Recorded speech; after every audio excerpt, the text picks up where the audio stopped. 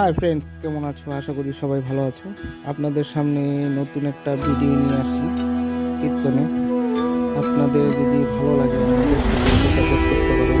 Shah flowers, Baksirhat, Cooch Behar. আরও নতুন নতুন ভিডিও আপনাদের সামনে তুলে ধরবো।